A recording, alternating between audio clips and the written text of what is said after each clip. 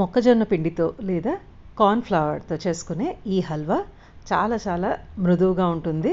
ఇది బయట పెట్టుకుంటే 2 రోజులు ఏమాత్రం చెడు వాసన రాకుండా ఉంటుంది. అదే ఫ్రిడ్జ్లో పెట్టుకుంటే కనుక 4-5 రోజులు బాగుంటుంది.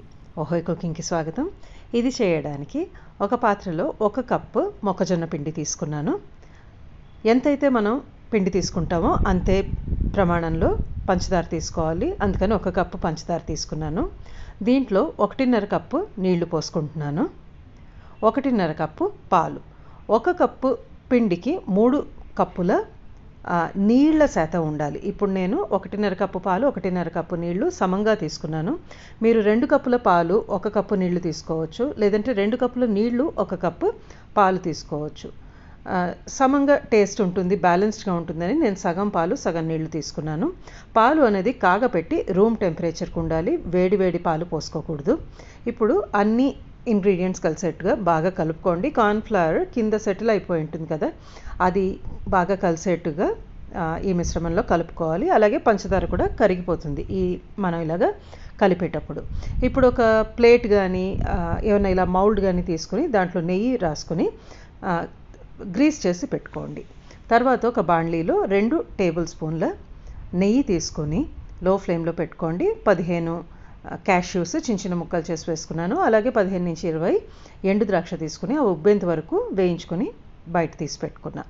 ఇప్పుడు మిగతా నెయ్యిలోనే ఒకసారి ఈ మిశ్రమం అంతా బాగా కలిసేట్టు కింద ఏమీ లేకుండా చూసుకుని పంచదార కానీ పిండి కానీ అంతా ఒకసారి బాగా కలిపేసుకుని స్టవ్ ఆఫ్లోనే పెట్టుకోండి. మొదట్లో ఇదంతా ఈ మిగిలిన నెయ్యిలోనే పోసేసుకోవాలి. తర్వాత స్టవ్ ఆన్ చేసుకొని లో ఫ్లేమ్లో పెట్టుకోండి. అంతా ఒకసారి కలుపుకొని వేసుకోండి, లేదంటే ఏమన్నా పిండి కింద ఉండిపోయే అవకాశం ఉంది. ఇప్పుడు స్టవ్ ఆన్ చేసుకుని లో ఫ్లేమ్లో పెట్టుకొని కుదిరినంత మ్యాక్సిమం ఒకటే డైరెక్షన్లో తిప్పుకుంటూ ఉండండి. మనం చెయ్యి ఆపితే కనుక అవి చుట్టుకుపోతుంది. అందుకని ఇలాగ చూడండి, 1-2 నిమిషాల్లో నాకు ఇలాగ గట్టిగా ఉన్న పార్ట్ తగులుతోంది. మీకు అదే చూపిస్తున్నాను. చాలా తొందరగా దగ్గర పడిపోతుంది. 3-4 నిమిషాల కల్లా మనకి ఇలాగ కనిపిస్తుంది. మనం ఒకటే డైరెక్షన్లో తిప్పుకుంటూ ఉండాలి. చాలా సులభంగా చేసుకోవచ్చు. మొదలుపెట్టిన 15-20 నిమిషాల కల్లా మనకి ఇది తయారై రెడీ అయిపోతుంది. తర్వాత ఇలాగ కాస్త దగ్గర పడ్డప్పుడు 1 టేబుల్ స్పూన్ నెయ్యి వేసుకుని 1/2 టీ స్పూన్ యాలక్కాయ పొడి, మనం వేయించి పెట్టుకున్న నట్స్ కూడా దీంట్లో వేసుకుని తిప్పుకుంటూ ఉండాలి. కాసేపట్లో మొదట్లో అంతా మనకి నెయ్యి అంతా ఎడ్జెస్కి కనిపిస్తూ ఉంటుంది.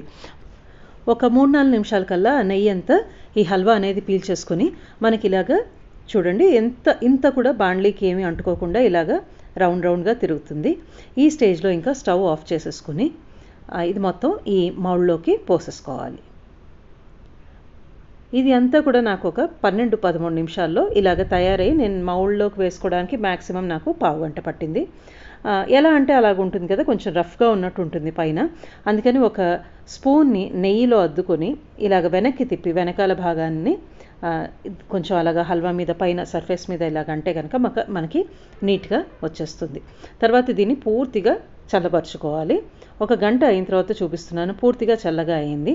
తర్వాత ఎడ్జెస్ అంతా కాస్త ఒక నైఫ్తో కాస్త లూజ్ చేసుకుని ఒక ప్లేట్ పెట్టి ఇలాగ తిప్పేసుకుంటే కనుక మనకి అది హల్వా ఊడొచ్చేస్తుంది. చూడండి, నీట్గా వచ్చింది. నేను చెప్పిన స్టెప్స్ ఫాలో అయితే ఏమాత్రం పాడవదు. క్లీన్గా ఉంది, మౌల్డ్ కూడా ఏమీ అంటుకోలేదు. ఇప్పుడు దీన్ని మీకు నచ్చిన సైజు షేప్లో కట్ చేసుకోవచ్చు. ఎక్కడ కూడా ఫస్ట్ టైం చేస్తున్న వాళ్ళకు కూడా ఏమీ ఇబ్బంది పడకుండా చేసుకోవచ్చు. చాలా చాలా సులువుగా చేసుకునే స్వీట్ అని చెప్పుకోవచ్చు. ఇది